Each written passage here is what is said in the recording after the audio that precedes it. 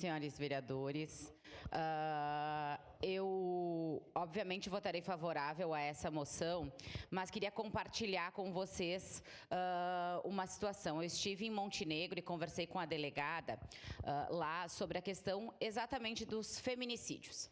E eu disse para a delegada, com esses inúmeros casos que estão ocorrendo, o que a gente poderia como sociedade, claro, sem falar na questão da conscientização, de começar nas escolas e tudo mais, o que poderia ser feito.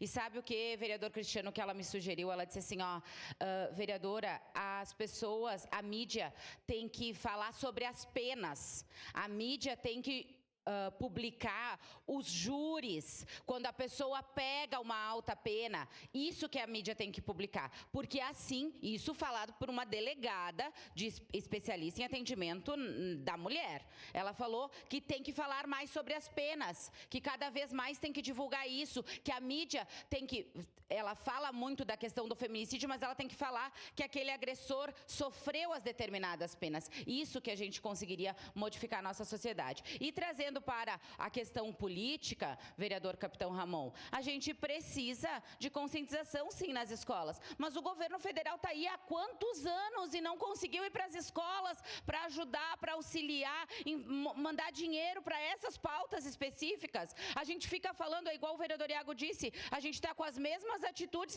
e quer resultados diferentes. Se a gente está pregando sempre a mesma coisa, então, a gente precisa de uma modificação na questão da escola, na questão da conscientização dos nossos alunos. Eu não vou discutir se é feminicídio ou não é feminicídio, vereador Fantinel, mas que o governo federal não tem atuado nessa pauta, não. Ele fala do feminicídio no geral e não manda recurso específico para isso, para ir realmente para as escolas, para realmente falarmos sobre a questão da conscientização. E eu defendo, sim, penas maiores para o pessoal que comete, né, qualquer tipo de crime aí, muito mais contra as mulheres, porque só assim, né, doendo lá, é que eles vão modificar as suas ações. Era isso e, obviamente, votarei favorável. Obrigada, vereadora Daiane Mello.